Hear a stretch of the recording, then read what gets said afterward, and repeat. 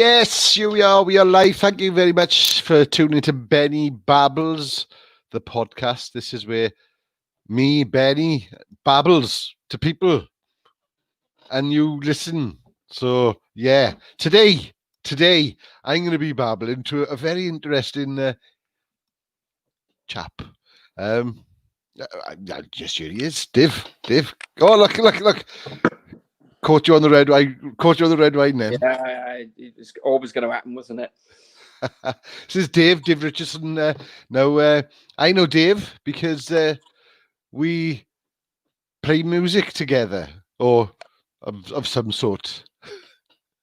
It's pretty much it, yeah. Yeah. He's a drummer extraordinaire. No. Oh, come on, come on. You're quite interested. Now, Dave, he plays drums very well. Thank you. It's very Flies kind planes, of you. rides motorbikes, and wears bandanas, all at the same time. Yeah, that's true. Yeah, all at the same time. It's quite a juggling act, but it's just about possible. I've seen it. Might have something to do with the mushrooms he put in my tea, but I've seen it. I've seen it with my own eyes. How are you, Dave? Right?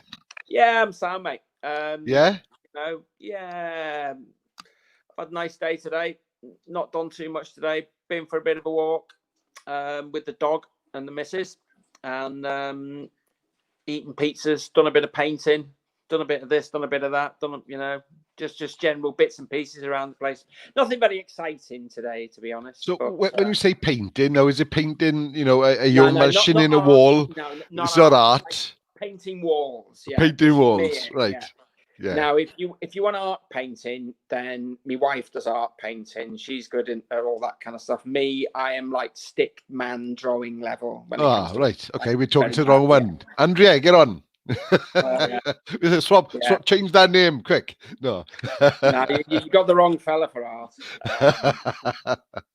No, you got art in a different way. You express yourself through music, dude.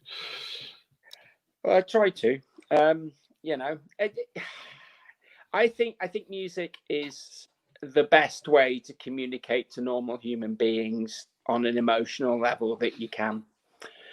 Yeah, I agree with that. Now, obviously ideas, complex ideas are probably better communicated by the written word or even visually. But when it comes to like pure raw emotion, I think music's where it's at, because it kind of bypasses all the complex bits of your brain and just messes around the emotional side of it somehow. Yeah, totally. Yeah. I totally agree with that. That's why music carries across so many borders, as in language. Oh yeah. I can listen to a French song or a Spanish, and I may not understand what they're saying verbally, but in especially if it's sort of a nice song, it's like I know what you're saying, but just by feeling the emotion in the song, like. Yeah. I mean, the most successful music prior to the great pop music boom was non-verbal anyway, really. I mean, you classical music, the majority of it, apart from opera, is non-verbal, and it's. I was never really into classical music, but again, for a while, my wife started persuading me to go to occasional symphony orchestra concerts. So I had a good way of dealing with it. I'd get mildly baked before I got there, and then I'd sit in the audience and close my eyes and just let the music wash over you, and it was really, really amazing. I mean, I don't really know what's going on, because it's far more harmonically complex than anything I can get my head around, but it doesn't half sound good, especially if you're there with the live instruments. That's you're feeling the full, it's You can't beat live music anywhere you go, really, can you? I don't think you can actually. Yeah, I mean, well, it depends on the band, doesn't it? If they're really Yeah, awful, then, yeah, like, oh yeah. god. I've been in a few of those bands that it doesn't work for as well. Yeah. Not a, not, There are some bands that are definitely better in the studio. yes. But generally, if it's a good band, then check them out live, because, well, as you know, I mean, you don't know what you get with a live band, really. We when we're playing stuff, we certainly don't know what we're getting, you know. No, that's true. We have a framework. And the audience definitely doesn't know what it's getting until they get to. They know what they're getting after about 10 minutes, and then they got a decision to make, haven't they? Well, yeah, they have, and then when they try and move, they realize that their feet are stuck, and they're just like, I can't move. I've got to stand here. But they enjoy it at the end, or leave, or just go, But well, but that's good. Always leave them thinking, see, isn't it? Yeah, and always make sure you got Velcro on the floor as well that they don't know about. That's another good one. It helps, yeah. It's that big tub of Gorilla Glue, yeah. Absolutely, yeah. The tricks of the trade, isn't it? Yeah. You know? Yeah, live music is definitely where it's at. I mean, you get the interaction of the audience, the ambience from the venue, the individual vagaries of whoever you're seeing. Even depends on where you stood in the room sometimes. Yeah. Depending on how it sounds, if it's good, that is. I mean, we've all been to gigs we wish we hadn't gone to. Oh, yeah. Yeah. Again, I've usually been. Oh, you were at them, yeah. You were actually performing. Fair enough. Yeah, performing. But no, that's the one thing I am concerned about at the moment, is the fact that I can't understand this. Oh well, okay, yeah, I've reduced capacity at the venue, but this thing of no, you can't play because you're not allowed to sing. It's like, oh yeah. What? You can't stop me from singing. Well, you're breathing germs, aren't you? And if you're giving it a really good belt, you're probably, as you're projecting your voice, like the obvious rock star that you are, then you're projecting germs, Then I've got an idea. Have you? Yeah. There's a surprise. and do you know what?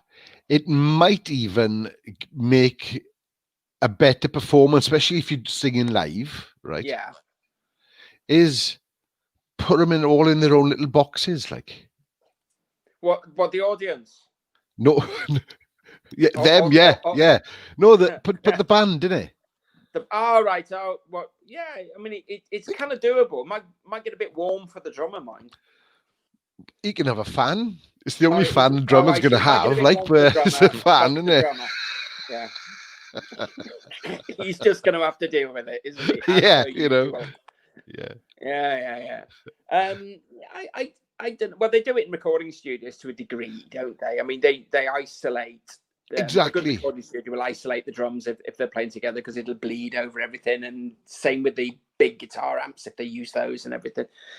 I don't know. You could basically you could subdivide the stage up, couldn't you? And do it that way. I suppose. Do it that way. But the thing is, I know it does sort of take something away, but at least people will be able to perform.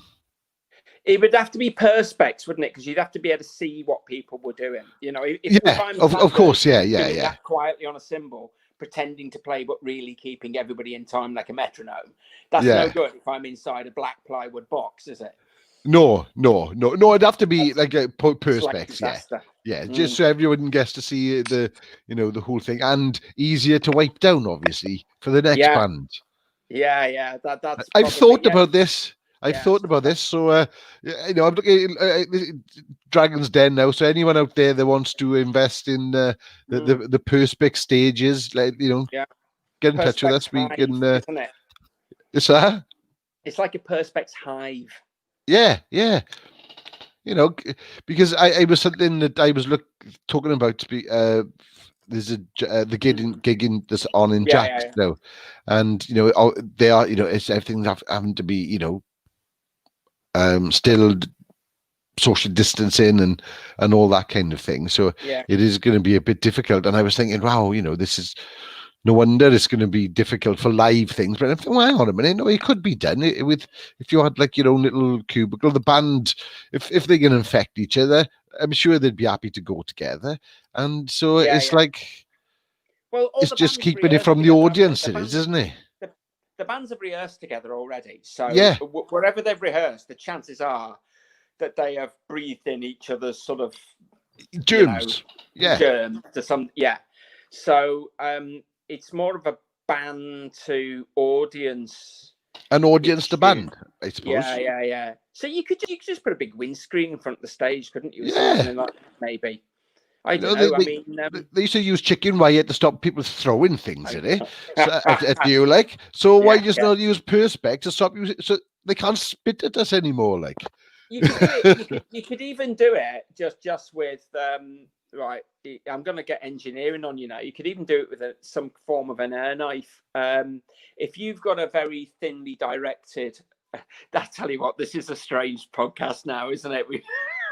If you have a very concentrated, thin, like air jet, like an air knife, as it is called, that effectively separates, the two things, and you extract, and you could do it all by being really smart, actually, with aerodynamics. See, folks, we have solved. Money, though, mate. It costs money. This shit, it's and well, so does people not performing. Well, yeah, also very true, yeah. And it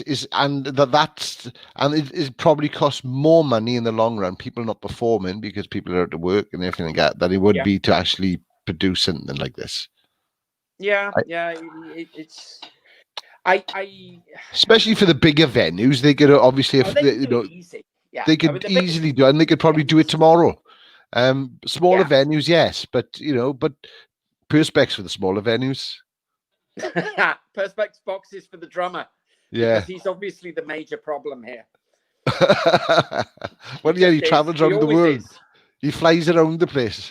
Yeah, the drummer in any band is or just blame the drummer, always. Always blame, of course. Always blame the drummer. Always blame the drummer. It's just always him. It just is, or her. Yeah. Or it.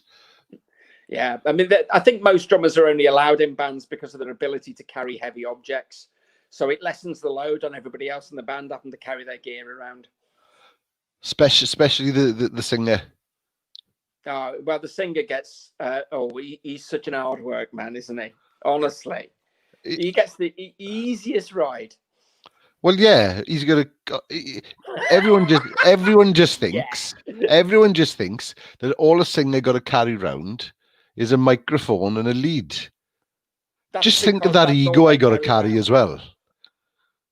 Just think how heavy that ego is. Do you know what I mean? Well, there is that, yeah. But I thought you had like an entourage for that kind of stuff, for the ego. Don't you get? Oh well, of course, yeah. You've still got to carry it on your shoulders, though. Really? There's somebody else carrying the ego, surely. Yeah. No, I have obviously. Yeah, moved up a ladder now. Yeah. My back was hurting too much. It's fair to raise this actually, because it's obviously a massive worry, I think, to lots of people. I mean, the venues are obviously absolutely bricking it at the moment because if they reduce capacity down to the level that they're talking about, obviously nobody can make any money doing gigs anymore. And if they can't make any money doing gigs anymore, it's like, well, why would they put gigs on? So the only venues you have left are ones that are either subsidized or somebody's running them as just for a bit of a giggle lifestyle vanity thing. And that's not very many, is it? Let's be honest. No. You might still get the occasional one here and there that are run that way by somebody who's just, it's a hobby, but the majority of people are actually doing this as their living. And and if it's your living and somebody just comes along and says, well, actually, you can't do that anymore, then you're using some kind of problem, really are. Exactly. And what concerns me is okay, it's not anyone's particular fault that this has happened, Yeah. but you know, responsibility needs to be taken somewhere, and it shouldn't have to fall on the people who are taking the brunt of it. I think government needs to take some sort, I know what you're saying. or I look reckon for something, or really put. I think they need to put, more of a strategy together, because it across the entertainment industry. Exactly, it's not just the music, the whole thing. It's really, really buggered everyone up because it's a very close working environment. it's also an environment where people aren't making tons of money. So Yeah, everyone's if freelance. you're yeah, I mean, if it was one of those things where every time me and you stepped on a stage, somebody slipped £10,000 into our back pocket, and then after 20 years of doing that, they said, "Oh, you're going to have a couple of years off, lads." Then at that point, I suppose we could all go off and, I don't know, polish our gold bars or whatever Yeah, we had, exactly. But the reality is that everybody's living hand to mouth, really, who's doing this by and large. Even people in big theatres are not making as much. No, they're not.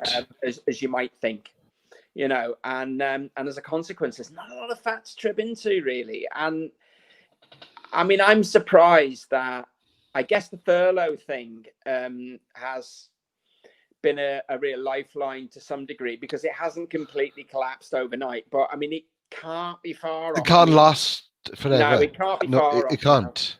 I'm going to give it. Well, basically, I think September is going to come, October, and that's it. It's done.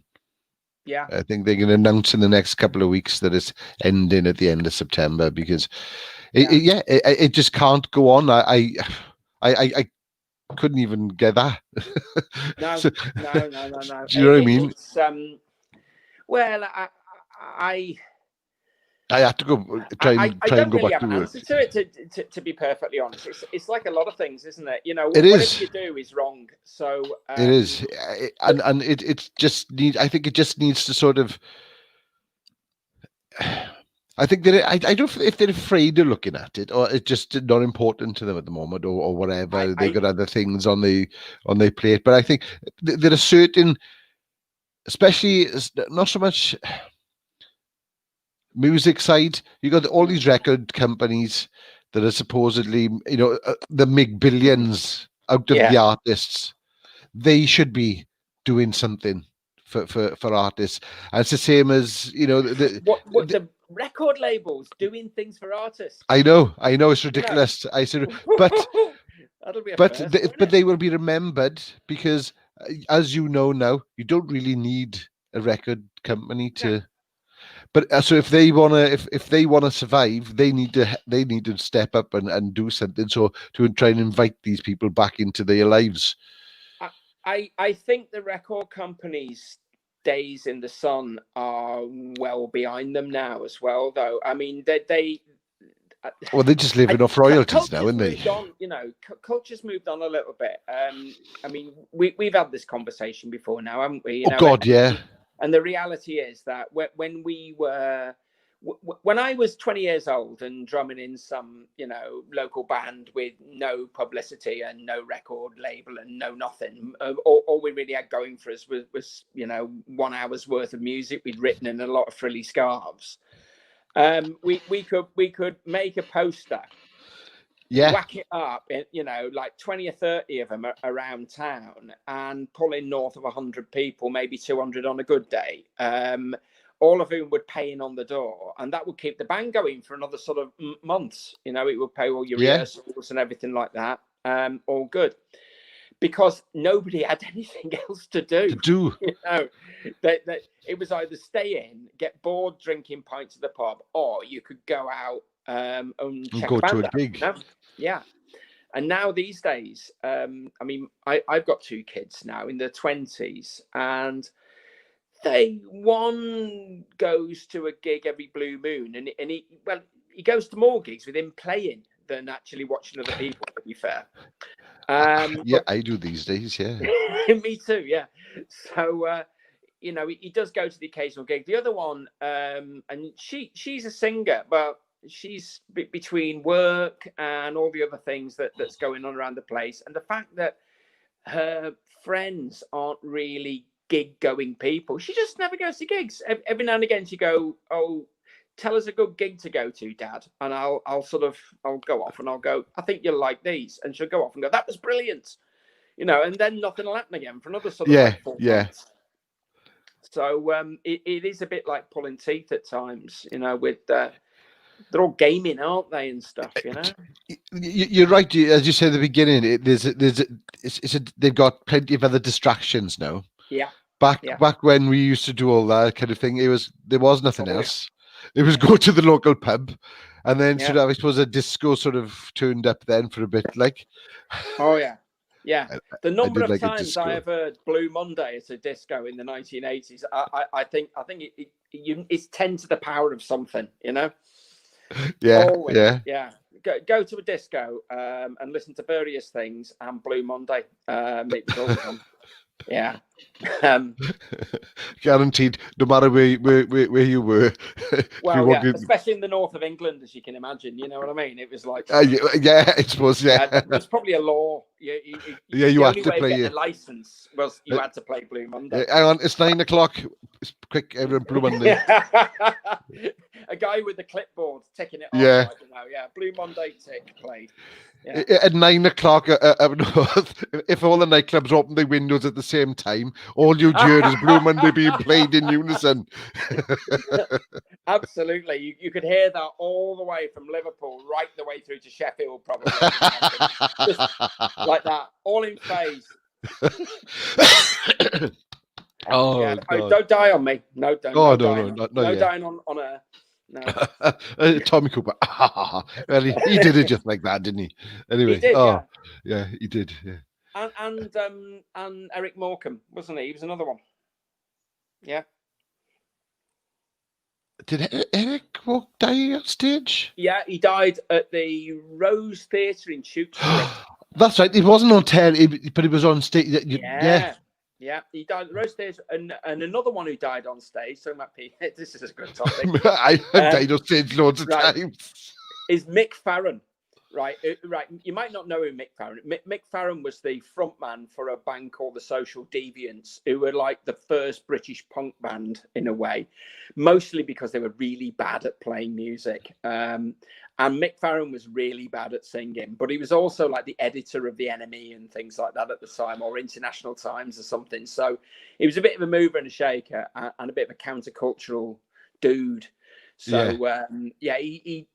he moved. He moved to America with Lemmy. But when Lemmy decided to go and live in LA, Mick Farron went along because he was his mate, kind of thing. And then he basically came back to the UK about 5, 6, 7 years ago or whatever. Because he was slightly getting poor. I think his chest went, which may have been caused by the humongous amount of smoking he'd done all his life. But he came back, reformed the Social Deviants. He had to sit down in a chair to sing. And one gig, he literally just fell off the chair dead. And that was that. I mean, that's the way you go, isn't it? When you're a proper pro. Yeah. He was enjoying what he was, Last chance. The gauntlet's down, Benny. It is. That's the way you have to go.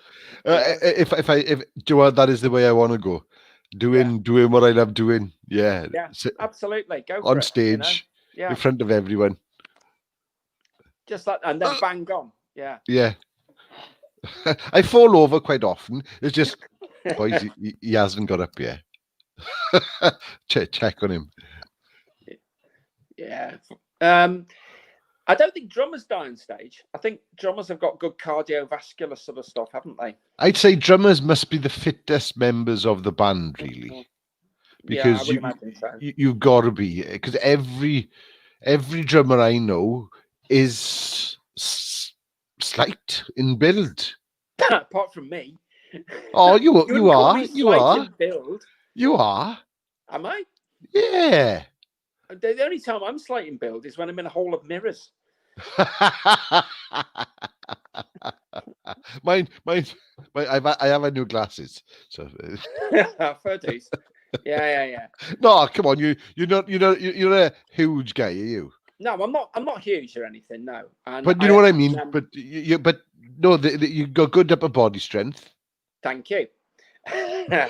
I went for a medical actually. I have to go for medicals every year now because of me piloting license. Yeah. And one of the things they always comment on is your weight, Mr. Richardson. Your weight, you're a little on the heavy side. And the first time the doctor said this, and how old's my doctor? I guess she's like late 30s or something like that.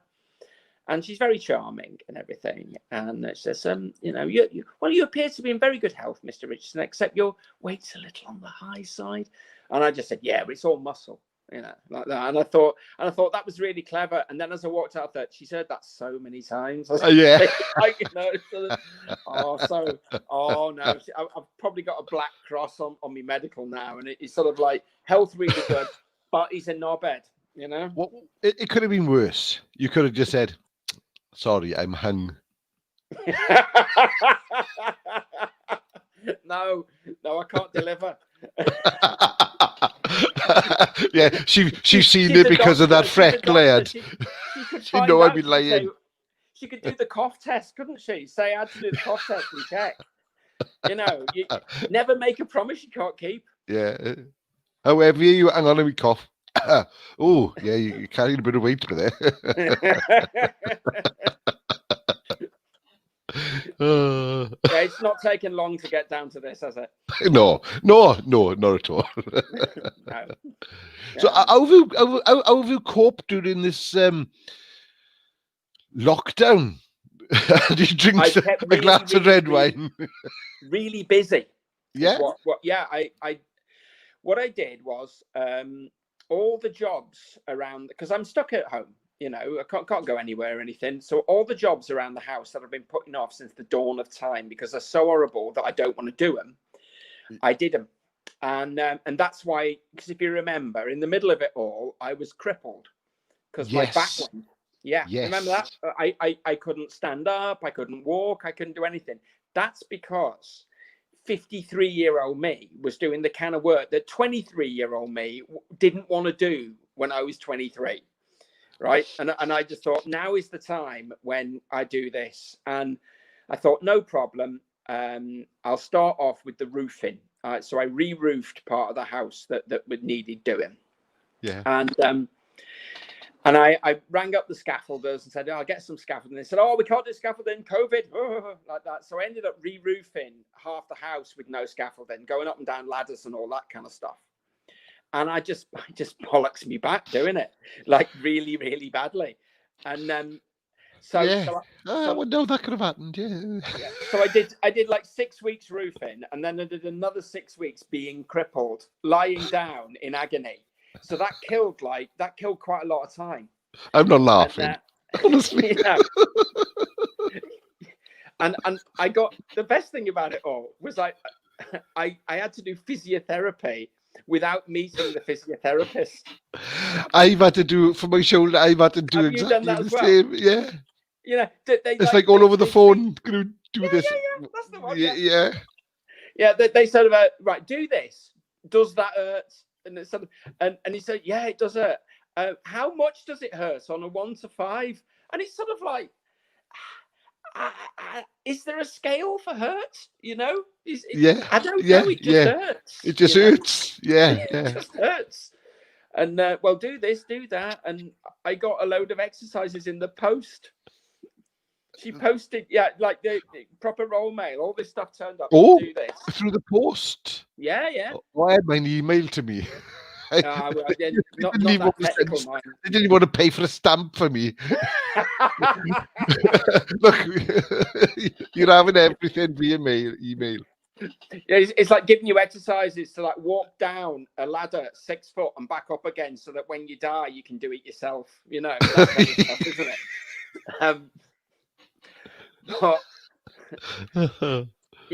So I did all that. That killed quite a lot of time. And then when the back started to get better, I built a wall as well. I built a massive retaining wall, and I roped my kids in on that.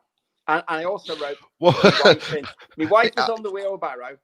Oh, I rope the. Wait, I get what you mean now. When you said I roped the kids in, I thought you meant. I roped them all in to help. I was going to say, don't you usually use like rebars to keep it all together instead of using kids? These were like those wire baskets you fill with rocks. It was that kind of stuff. So there's like we're going to move 10 ton of rock down to do this. So Andrea's on the barrow moving the rocks down. I'm putting the baskets together, and the kids are filling them up. It was like the Waltons. It was such a wonderful, loving family time. How did I do? No, that wasn't last. Some of the wine, that wasn't it? I was going to wrong one. Honestly, they said, Dad, that is the best time I've ever had in my life. That's what they said. That's what they said. Or it sounded like that anyway. That's what you mostly heard. Like, you bastard, and then on it went from there. Yeah. It's how it's said, isn't it? Yeah.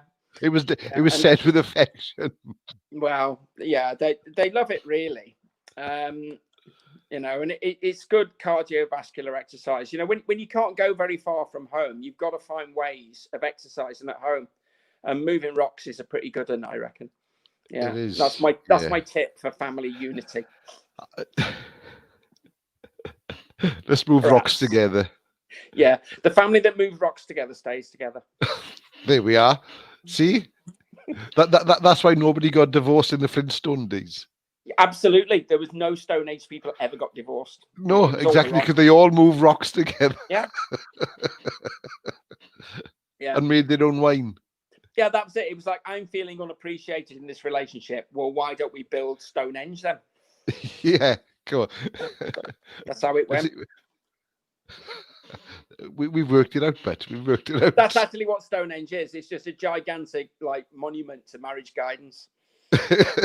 Yeah, do these in your garden and you'll all stay together, because you'll be too knackered to run off and have affairs with anyone else. Yeah, it's just lie down. Your back will be knackered. You won't be able to be unfaithful. No, you're not running after any other sort of Stone Age ladies or men at that point, are you? You're just lying down in agony. Yeah. Yeah. So anyway, I did all that. What did you do anyway? I in hospital myself, with my face. They put it back to normal now though. When I had my tooth, they thought they'd had a stroke and everything. That was frightening. Then started this. So basically, you got ill and then recovered. That was your way of doing things then. That was my I got ill. Oh, but a couple of weeks ago, I had to go in and actually have it out. Emergency one, because it flared up again. Oh, that wasn't nice. Because basically they had to slice it from basically the inside all the way thick, and then peel it back, and then dig it out to my jaw. Well, basically. They do all that on the inside, then, yeah. Yeah. That's all. Yeah, have they cut you on the outside of your face? Or? Oh no, not on the outside. It was all on the inside. Inside. Yeah. So I had. Yeah, for about 3 weeks, I had all stitches all inside my mouth. And oh, not nice. No, I thought for a minute you were gonna have like scars like the Joker or something like that. Or, that'd be cool, though. I wouldn't tell them it's because of a tooth, like. Yeah. Nah. Chelsea smile, but Chelsea smile. I looked at somebody the wrong way, like. Lies up, couldn't you, about that? Yeah. Yeah. Oh, yeah. Sword fighting, I was. Yeah. Sword fighting. Yeah. I was in a duel. Yeah. We do duels in Aberdeen quite often. Yeah. If you think this is bad, you want to see what the other fella looked like. That kind of stuff, isn't it? They had to identify him from his teeth. That was stuck in my shoe.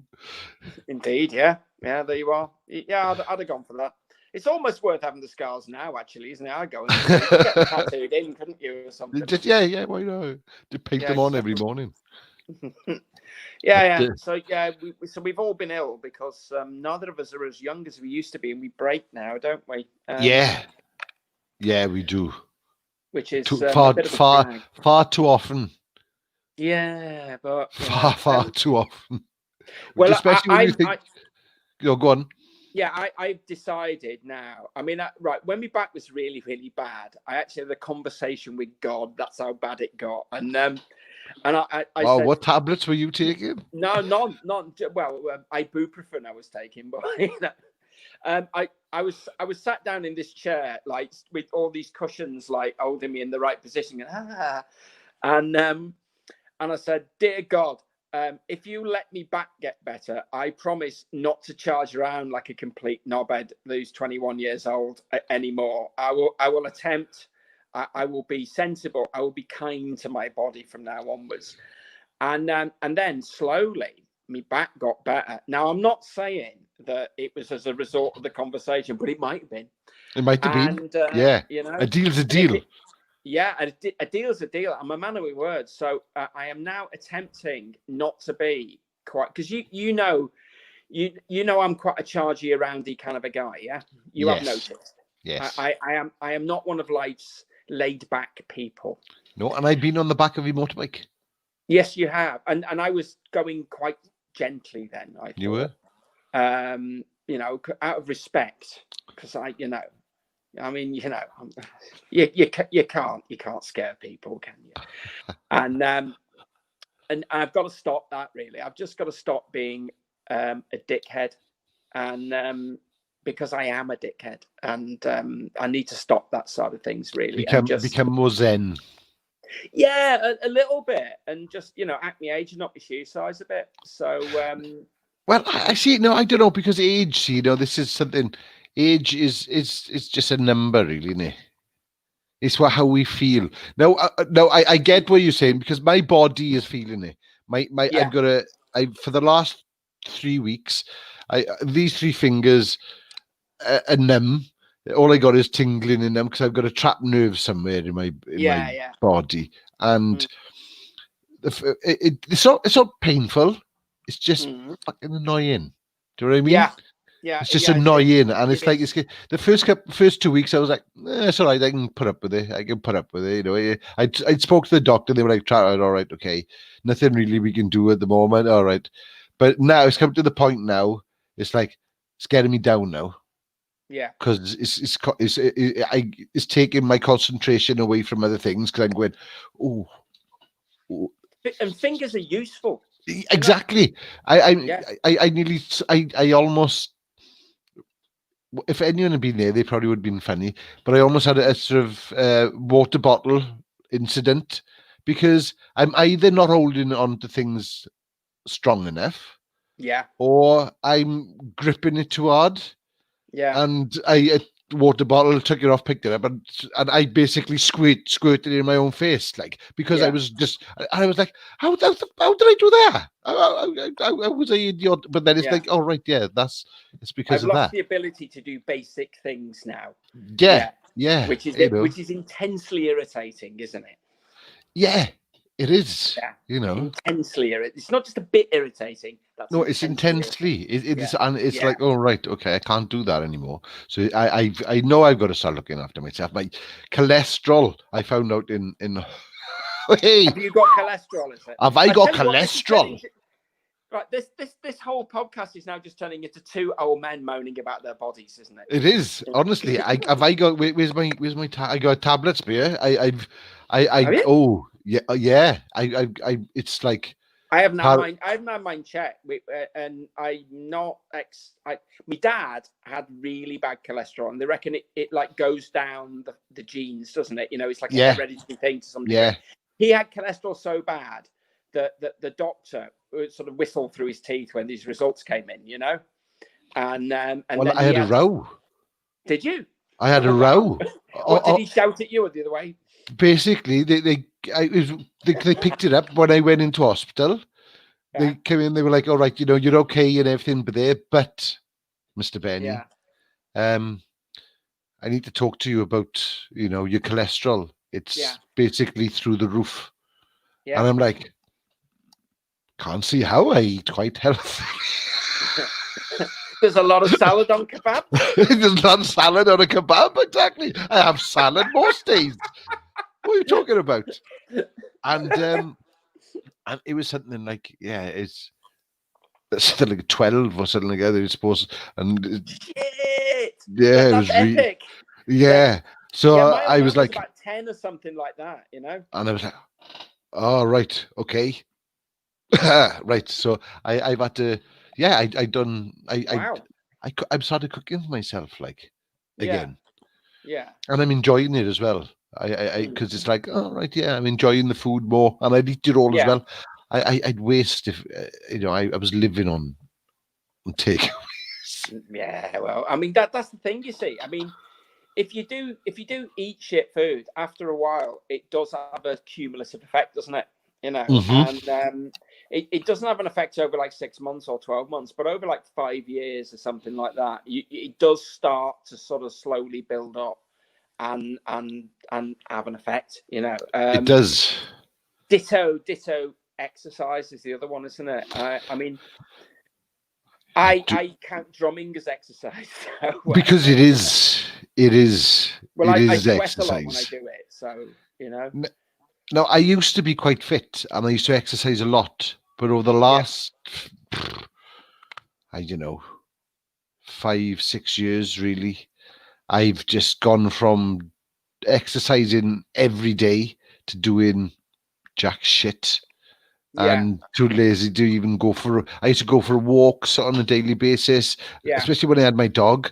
It was like me and him would go 2-3 times a day for a walk. Do you know what I mean? I'd get up in the morning, and it was just like it was a part of my normal routine. But then after they should give dogs on the NHS, I reckon they should give people dogs totally. on the NHS.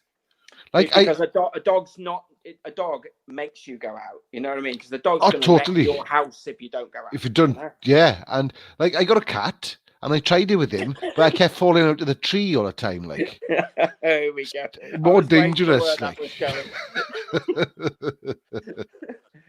I've got a cat, and so I know. Where's this going now? No wonder I got bad back climbing those trees. Yeah. I used to have a very, very, very energetic dog, and in fact, I think I brought her to rehearsal once or twice, and then Ali, Paddy's wife, would babysit her. And she was very. I mean, when she was about 2 or 3 years old, it no longer became possible to tire her out walking because you would get so tired before it happened. Yeah. So I then started going for bike rides with her.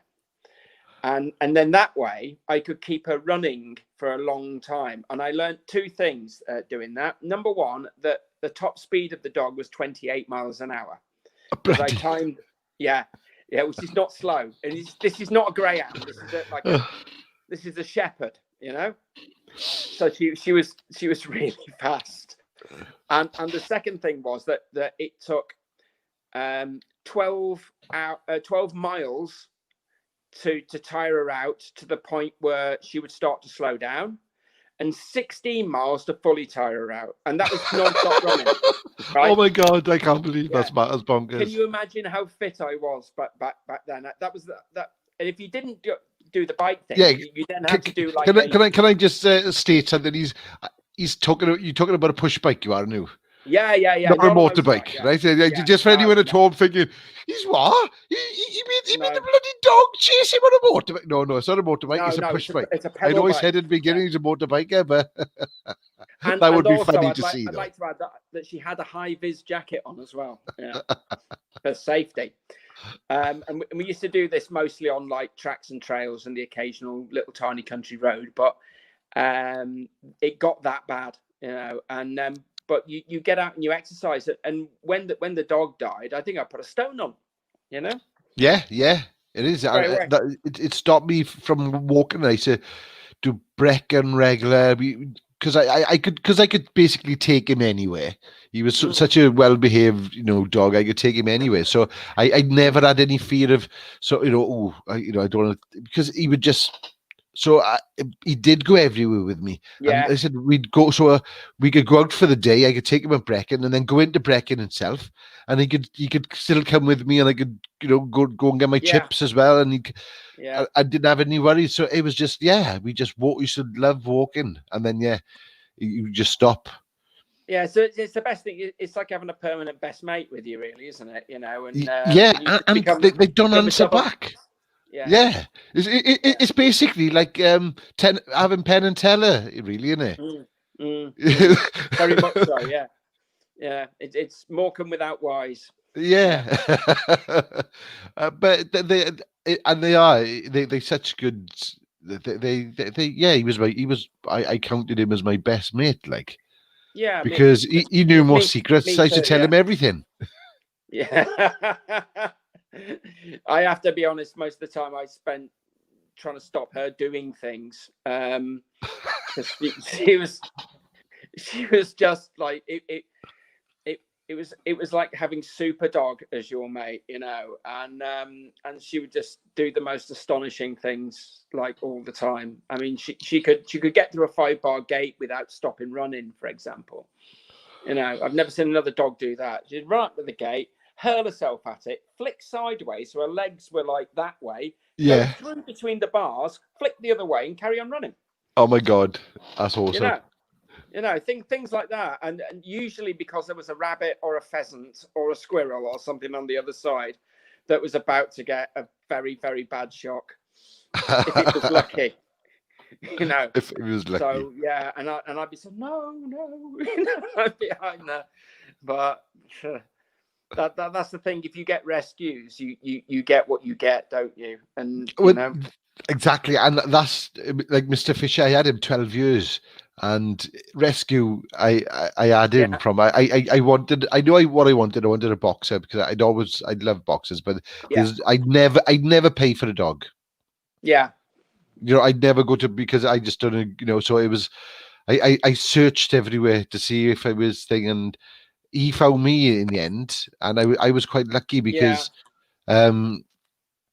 I'd phoned Boxer Rescue and asked them, and no, nothing. And then she just gave me a phone call out the blue saying, "I may have something for you." It logs and I said he was fully trained before he'd even got to me. Oh wow, yeah. Well, you're a very lucky man then, because you're a very lucky man. A lot of dogs in rescues they've got all kinds of issues, man. He'd come. It basically. There's quite a funny story to it, really. Oh, go on then. Because his father was a crufts champion.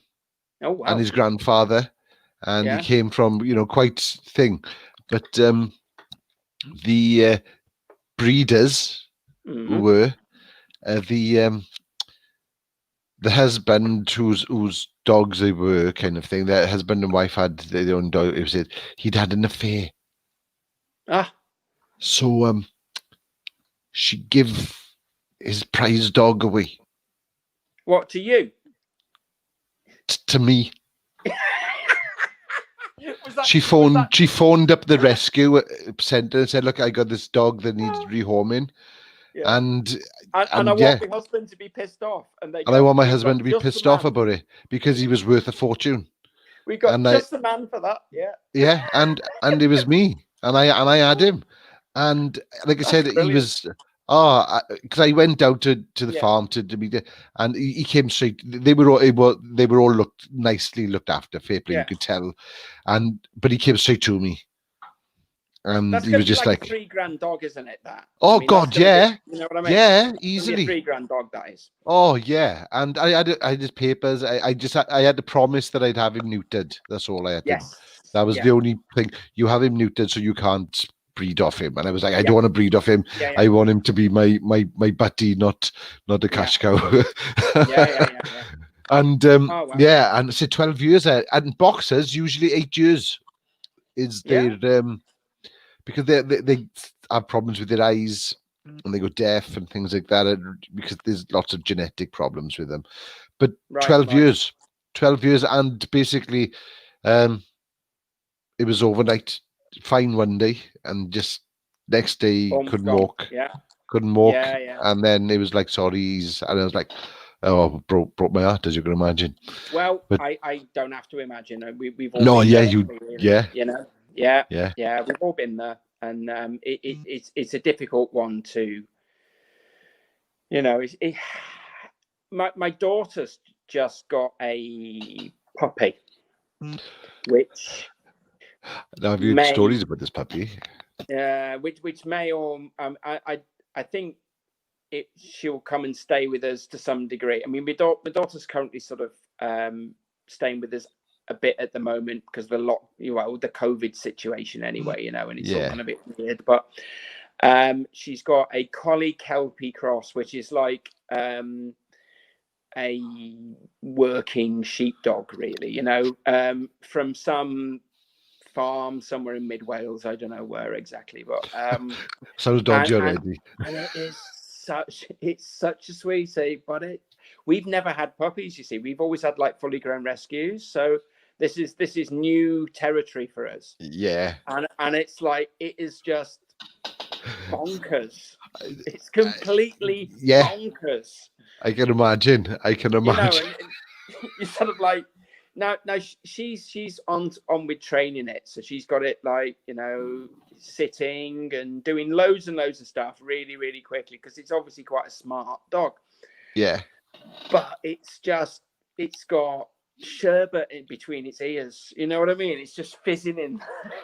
yeah, puppies. Oh, Yeah, yay! everything's the most amazing thing ever for them, isn't it? And it's quite a trip to sort of spend some time just like watching her, really. You know, what are you going to do now? What are you Oh, going to do next? Yeah, yeah, yeah. exactly.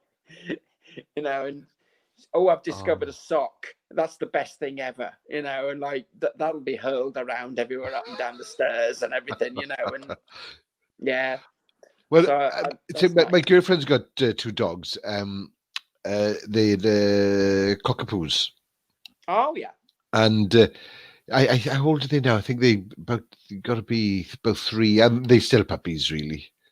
At I that, think they dogs, they reckon, calm down at 3, don't they? But I think yeah, it depends on the dog, you on the know. dogs, yeah, and Yeah, they bonkers. yeah. Well, my last one, I had a working line Malinois, and they calm down 2 seconds before they die, you know. And Yeah, that they're just not sensible dogs. I would never recommend anybody to ever get one ever, not as a pet. What they're for, what the role of that dog is that when you're like, I don't know, like the special forces police, and you've got a terrorist house somewhere that's full of terrorists with AK-47s and suicide vests, yeah, they are what you send in to sort them out. You know, you just send them yeah. in, and then there's an awful lot of screaming and shooting, and then you give it a couple of minutes, and then you go in there and you basically just hose up the mess, you know. Yeah, I won't But get we one of didn't them. know that when we got him. We thought he was just some kind of weird sort of shepherd whippet cross or something, and that wasn't the case at all, I'm afraid. So, you know, it was a character building experience, and we won't be going there again. You know? And I have massive respect for people who look after things like that, because But you the know, thing is, they are a big responsibility. You know, dogs in general are a big yeah, responsibility. I think people dogs and forget. kids, isn't it? Mm. It is dogs and kids. The cat is Yeah, great. I can leave him. I can leave yeah, him for a couple of days, and I know, because he brings me dead things back all the time, so I know he can eat. So yeah. he's quite independent. But Yeah, yeah, dogs I and remember kids. coming round to your place once, and the cat had basically been slaughtering everything within about 10 miles by the look of Oh things. yeah, You know? Very good he is an hunter. animal. He is Mm. an animal. I constantly bringing me things back, and it's like, dude, please don't. You know I'm a pacifist. Please don't kill these things. Yeah, I try to yeah, convert him. cool. Mm, mm. Yeah. Well, you know, it's good company, and I do, yeah. Um, Dogs, I'll have to have another dog at some stage, I think, but I've Oh, got to get over same the here. last one first. And the problem with dogs is the more lovely or involving the dog was, then the more difficult it is to, you know, Yeah. to sort of recover and get into the next one. So it'll be a while yet. Yeah, no, same year. Like I said, it's been nearly 7 years now, and I still wouldn't Yeah, think no, of. Yeah, I understand that. I mean, some people are a lot more clinical, aren't they? And they can, you know, they can compartmentalize this stuff really, really effectively. And it's sort of, they've got all the sort of CBT methods and sort of, you know, yeah, and move on. And yeah, I ain't got any of that, mate. You know, I very much wear my heart on my sleeve, and you get what you get, like, and that's that. yeah. I know what you mean. Which is quite odd because I'm a mixture of both. I wear my heart. I've got all those skills, but I still wear my heart on my sleeve. And well, but yeah, I mean, it's yeah, you are it's what you are, though, aren't you? You know, it is. I think a big part, the biggest excuse I use is I'm far too busy now. Anyway, I'm far too busy to have a dog. I'm far too busy to have a dog. But the truth is, no, I'm not far too busy at all. Yeah. Well, But it is. I have sort of various things that I tell myself as well, that you know, our dog won't fit into my current lifestyle because of, you know, Yeah. and the reality is that all the things that it won't fit into because of are probably less important or enjoyable than having the dog. But it's working for me at the moment, so I'm going to stick with it for a little bit longer, I reckon. Same year. Yeah. I'm sticking with you as well. Yeah, you just kid yourself, don't you? And that's that. So are you working on anything musical now? Not at present. I mean, I've started playing the drums again because obviously I had to stop when I was crippled, and when I was getting better, I thought, oh great, I'm getting better. So I jumped on the drums, and after about, I don't know, 25, 30 seconds of playing the drums, I was getting shooting pains up around everywhere and everything. And that really did fright. I think that was around the time when the conversation with God may have happened, actually. Because, you know, I thought, well, I feel all right now. I'm feeling good in myself. And then when I tried to do something that I could do before and something that's kind of quite important to me, really, I couldn't do it. So I then sort of got a bit miserable and pretended that drumming didn't exist. And I at one stage, I actually got hold of a mate of mine who was learning to use Ableton, you know, the sort of music software thing where you can use all the pre-recorded packets and things like that. And because I was thinking in my head that maybe I couldn't play drums anymore. So I'm going to have to learn a non-physical way to do some of this stuff. I'm going to end up being one of those guys with a laptop and, you know, a little pad with lots of lights on it and knobs, and I'm just going to be doing that kind of stuff, you know, which I don't mind doing because, you know, I like playing with. Well, yeah, you like just sampling. Yeah, you like that kind of thing anyway. Yeah, I like synths and weird noises and squeaks and bleeps and stuff like that. But what about your music choices?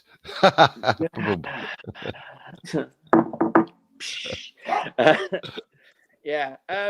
So, you know, anyway, it didn't happen. So it sort of finally came back again, and that was probably no more than about 3 weeks ago. 3 or 4 weeks ago, something like that. I'd be able to get back on the, you know, back on the drums and rattle around a little bit. As to actual, you see, it's right. It's weird being a drummer because my musical skills are hitting things, going la la la vaguely in tune, and playing like remedial level piano. You know, the kind of piano that would get you sacked from any band. So I'm quite thin on chops. I don't have a lot really. So it's quite difficult. What I used to do back in the, I mean, going back before the thing that we did, before the IST thing, I used to make recorded music with a bunch of mates who I used to play with donkeys years ago, and also another a mate of a mate kind of thing. So we used to have this sort of like, I suppose, like a virtual band, really, which, I mean, its time has now come, the virtual band, Yeah, in a way. you were ahead of your time already. You We were were ahead 10 of your years time. too early with it, you know. But we used to sort of, we said, oh, we'll do that. We'll make an album, we said. And we ended up doing 5. So, because it was just, after a while, it was really easy. It was just like, you know, shelling peas, really. Once you got a basic, like, working method sorted, you could bang this stuff out really quite quickly. I'm not saying it was necessarily any good, but you could still bang it out. Yeah, but we knock it. It was efficient, if nothing else. And I suppose I should go back and do that a little bit, because I've deliberately not been writing music for quite a while now, because I kind of reckon there was enough Dave Richardson music in the world already, and it didn't need any more. There's never enough Dave Richardson. Oh, behave. I thought that there was there was already enough of the stuff. It is of a style. Let's put it that way. You know, I'm not like one of these people who sort of, oh, I'm going to make a bluegrass album, because I can't play any of the instruments necessary. So if there's synth in it and drums, I'm there. Yeah, it's just basically, you know, like keyboards and drums, and then for all the other stuff, other people have got to come in and provide that. And if they want to do that, then that's great.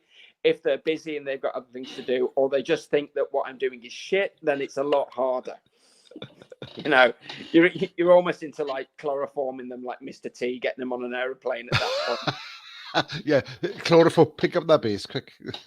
Absolutely. Just play along with it. No bass with you. What's going on, man? What's going on? Just somebody quick. What's happening? More chloroform, more chloroform. It's coming around. Yeah. E, B flat. Do it. More space cakes. Give him another cup of tea.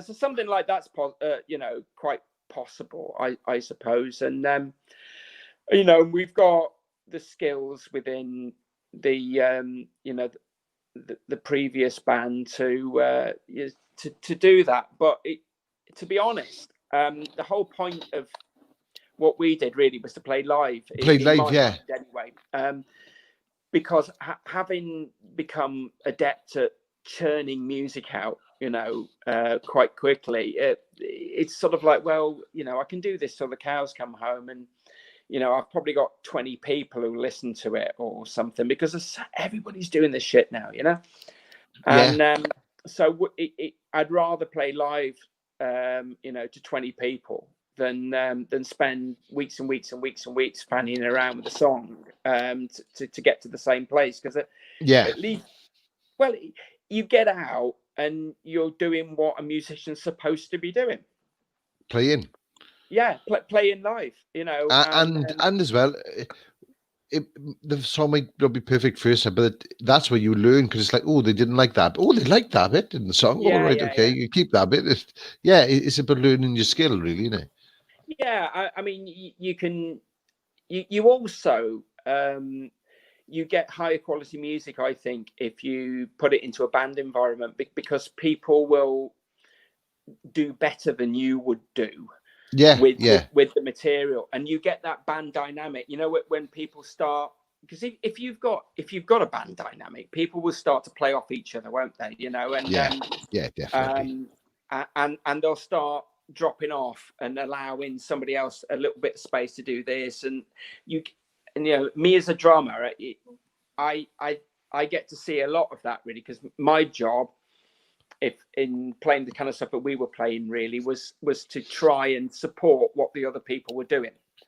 So if for example, Dean wants to go off playing New York sort of like electric piano in that sort of smoky jazz club kind of thing, I said, all right, I've got to drop off and sort of like just sit there and get into the New York smoky jazz club mode.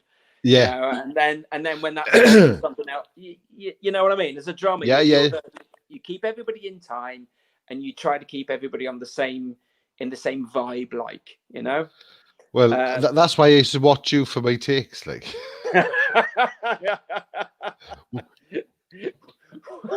So, now, no, do it now. No. Yeah. But yeah, I mean, it's always going to be a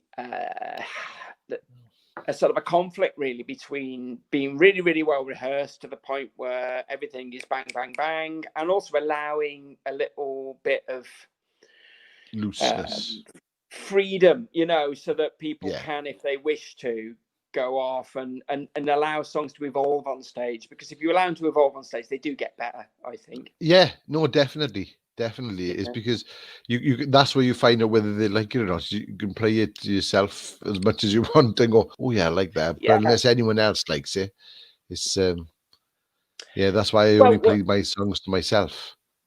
well, me too. You know, it's the way, isn't it? I mean, when the stuff we were doing, what was quite surprising, really, was the audience reaction was always to the songs I didn't expect audience reaction to. You know, Yes, because I remember there was you know, the Rabbit Hole song.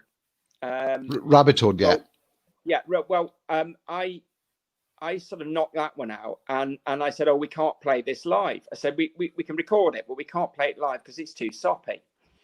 And if you play that live, people are just going to be bored, you know, because they want to tap their feet and dance. And Paddy and Ali ganged up on me and said, no, it's a really good song, play it. So, oh, you'll regret it. And they were right and I was wrong, because we played it, and the first time we played it, it went down really, really well, despite it being much quieter than the material we were expecting to play. So, yeah, you know, I mean, that was unexpected, let's put it that way.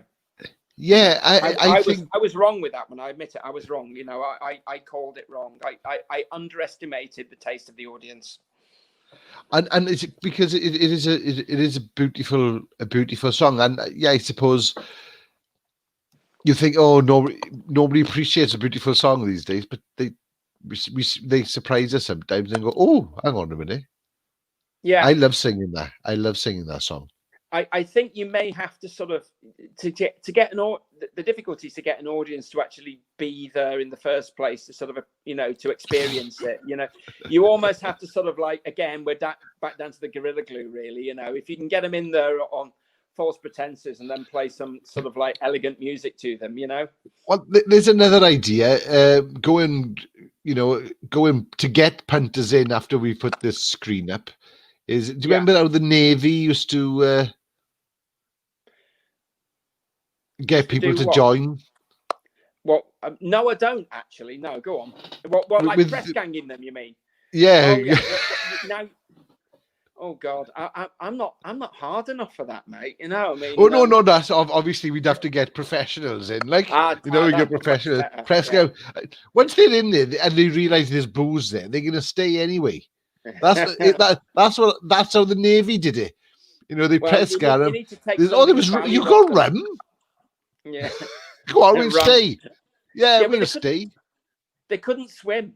That was the main thing, wasn't it? You know, once they're a mile out, you can't swim. You're stuck here, sunbeam. You know, and that's that.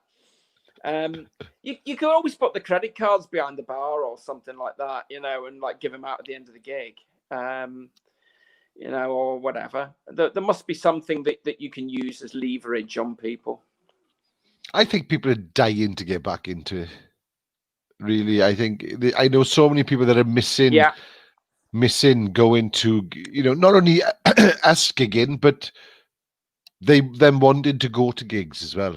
Yeah. And I think what I was saying earlier about, you know, taking responsibility and things like that, the government have got to give people the right to take their own responsibility, and if they want to do something like that, then go to it. I think that's entirely fair. And you know, you just got to cross your fingers that something will come out the other side, really. Yeah. It may or it may not. I mean, I'm a naturally pessimistic person, so I always presume that the world is ending tomorrow morning, you know, and blah, because that's just the way I'm wired up, like, you know. And I kind of look at things at the moment, and I'm not convinced that people are necessarily going to be dynamic or flexible enough, you know, to find ways, but some will, right? And the ones Yeah. who do will do very well. But a lot of Yes. people, you know, a lot, especially the smaller venues, a lot of the smaller venues really are only interested in selling pints to punters, you know? Yeah. And beyond that, it's like, well, they wouldn't give a monkey's toss really what brought people in or what does. That's almost somebody else's job. You know, Yeah. their job is to sweep the floor, make sure it's just about sticky enough to feel like a venue in there, and you know, and sell people lager in plastic glasses, and whether you know what I mean. I mean, Yeah. Yeah. people like it's going to be people like you know, Aled at Big Day and all those that they're going to have to find ways Of adapting. of making it happen, Yeah.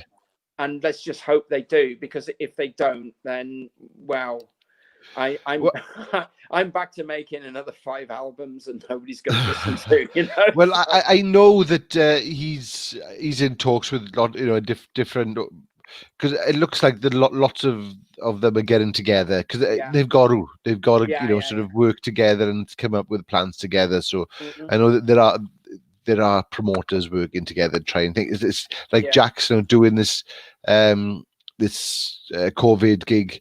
It's you know, it's giving, you know, we just to remind people, number one, we still here. We are still here, honestly, you know, and because that was about the music, you know, it's for people like Jackson and Aled and other promoters that I know. It is for their sake that I hope that, you know, something can get sorted, because it is their livelihoods, and it's not just their livelihoods. It's like you said, it's the domino effect that it's going to cause across the industry. Well, and I mean, talk about unemployment. Whew. Yeah. Well, I mean, I suppose this is the thing that's working against you in a way, isn't it? That when so many things are going to hell in a handcart, music might not be the top item on people's agendas to deal with. You know, I mean, if you're trying to keep things to the point where that you know, folks aren't rioting and burning the city down, then it's, and like we kind of turn up and say, yeah, but what about music? But you always need a soundtrack for everything. even Armageddon, you need a soundtrack, don't you? Come on. Nice one. Yeah. So what we have to do now is write the 21st century of Motor Cities Burning. Yeah. You know, and we'll play that. Blues in whatever it may be. You know, we'll do. I don't know. Yeah, all you bands out there, everyone needs to do the 2020 soundtrack album. Come on. Well, I can do that quite easily, just with synthesizers and unpleasant noises, to be perfectly honest. And I'll take a microphone into a scrapyard as well and record quite a lot of shredding. Yeah. I would say I can just do it with the unpleasant noises my body makes without any synths or whatever. What this year has been, really. You're a man of many talents. Well, yeah, the doctor doesn't think so.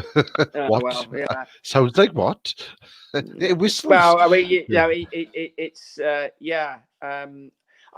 don't know. I mean, I'd like to stay fairly positive, but I'm kind of sitting on my hands and just watching how things develop. I have no idea. You know, I'm looking at this, and nothing like this has ever happened before. No, it's a totally unique thing. Like I said, this is why I started doing this. I the only musical thing I got is this thing here. Yeah, I can sprout words out of it. So I've got to do something creative. I've got to do something creative. Otherwise, it's going to just drive me nuts. And this is what I turn to, and it's like, oh yeah, and I wish I'd done it years ago, because I wanted to. So it's forced. I'm looking at the positives that it's put into my life. It's forced me to do something that I've wanted to do for a long time, but never. But used excuses of, but you need proper equipment, and you've got to get this, and you've got to get. Where now with technology, well, you don't, do you? I don't. Yeah. All I need is these things, plug it into my computer, and sign into StreamYard, Yeah. and wait, voila, off I go. Yeah. So there's no excuse anymore. An unsuspecting weirdo to talk at, and then you're sorted, aren't you? That's it. I mean, I had no idea up until about 20 minutes before this kicked off what the hell was going on, really. I just got this link sent, and that was my log into this and come and talk to me. Yeah, because come just chat. It'll be fine. You don't have to do any work or anything. You just chat. Just chat. Chat about bodily ailments and gigs and things. Exactly. It's all good, isn't it? So anyway, so I back to the COVID thing. So I did loads and loads and loads of stuff like that, and then when I got back cycling as well. That was my exercise. I got back cycling because I couldn't walk very far because my back was too screwed. So I went cycling, and somehow that was all right, as long as I didn't go too far. I don't know whether it's because you're taking weight on your arms or whatever. So I got back cycling, and there are so many people on bikes out there. It's like it's like the Tour de France every day, everywhere. I know. That was an eye-opener. Yeah, I used to do quite a bit of cycling once, and then I kind of got out of the habit of it. Around actually when the dog turned up, the last dog, I got out of the habit of cycling then because I just had to. The only time I could cycle was with the dog, and most of the time you're walking with the dog, so actually trying to do like real cycling where you go places and stuff would seem to disappear. Another good reason to have a dog: stops you cycling.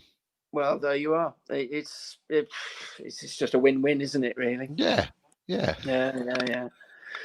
So I did that, and then when the lockdown started to lift a little bit, because on the flying thing, I revalidated my flying license again because that had passed. Right. You've got to redo it every year, effectively, and do like tests and things and stuff like that. So I redid all that. I can't actually do very much of that at the moment because it's too expensive. But I'll find a way. Don't you worry. I'll work that out. But I mean, I used to do quite a bit of taking people's aircraft to maintenance and things like that, and flying and doing positioning flying and stuff, which is means you get free flying really. But and then an occasional trip, where I actually pony up the money. But that's not really happening anymore. But I'm on it. Yeah. It's something will happen, and because I'd like to keep doing that. I mean, I got back into.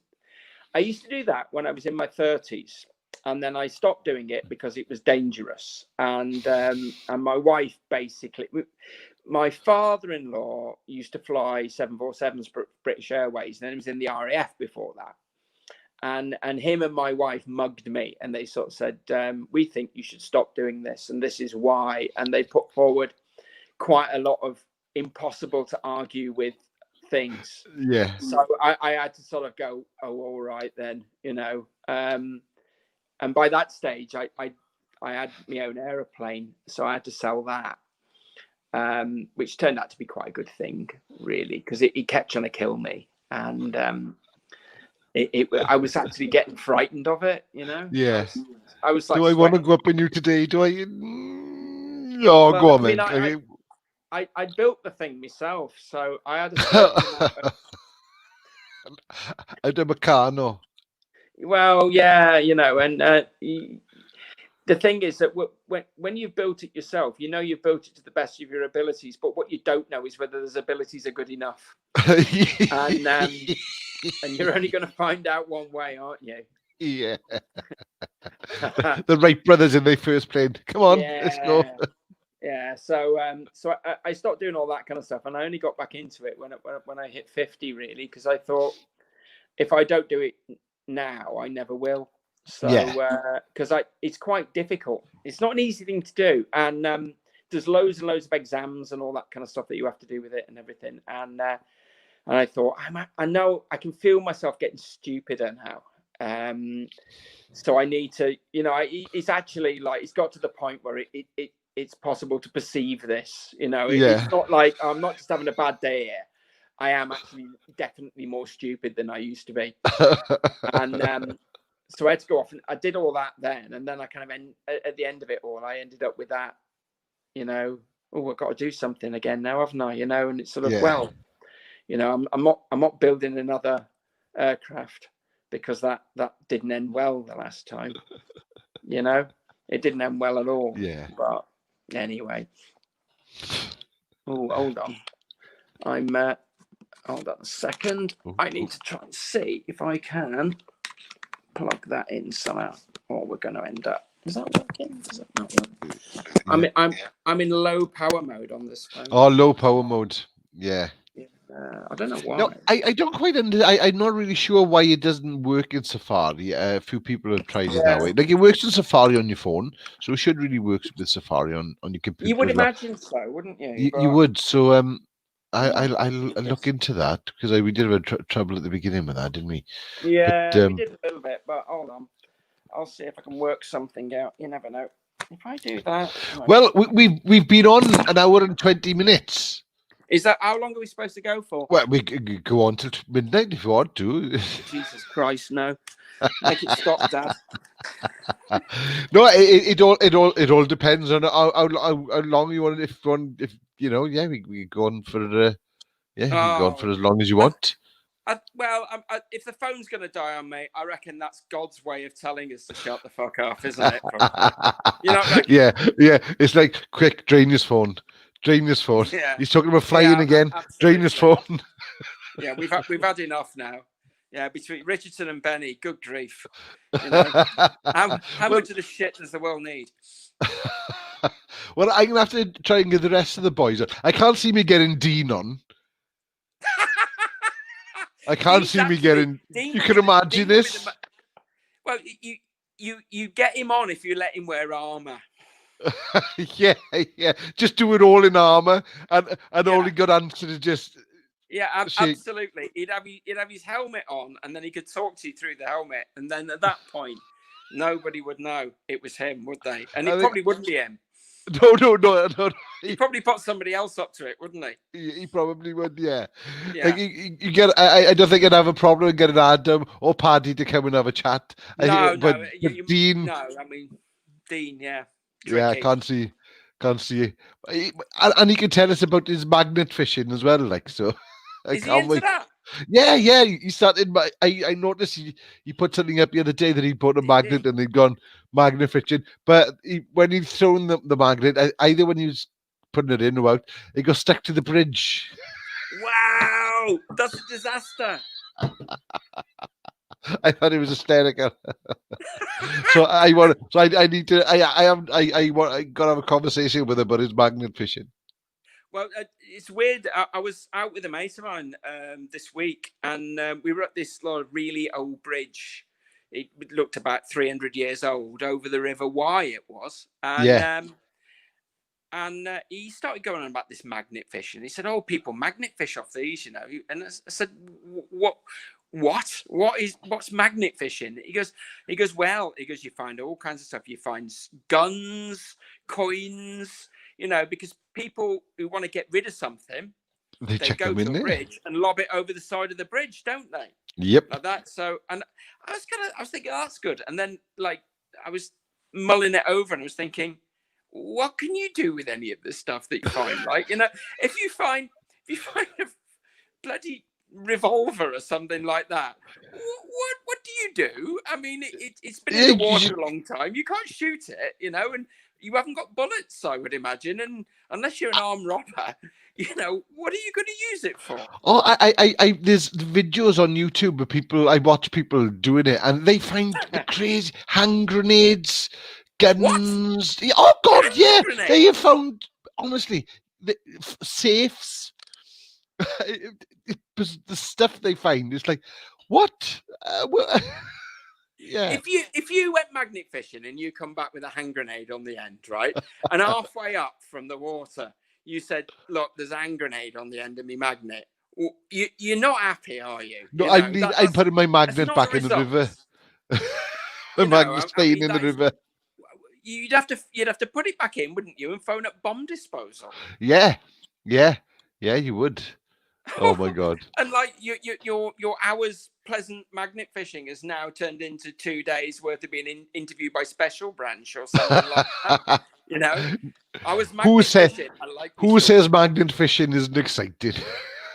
Well, you know, if you're finding guns and hand grenades, then it's pretty good. But I reckon that they're probably not the most common things you find. No, no. It Like, there's got to depends be where a you live, trap. I suppose. Yeah, you know. But anyway, all right then, man. That's all cool, isn't it? Yeah, all good. Well, Dave, honestly, thanks for coming on. I was like, Dave, you coming to talk to me next week on my podcast? Yeah. and look, and you were like, oh, what are we going to talk about? And an hour and a half later, we still So yeah, right, Yeah. dudes, All right, then. we need to have a get together when everything's a bit safer and whatever, that we can all see each other again. Yeah, it's all good, man. And thanks very much for coming on. And thanks for everyone that's been watching as well. And I shall see you next Monday. Not sure who I'm talking to, but I'll be here next Monday. So until then, say it's a goodbye for me. And a goodbye from him. Goodbye. I got it. Bye-bye. Hey.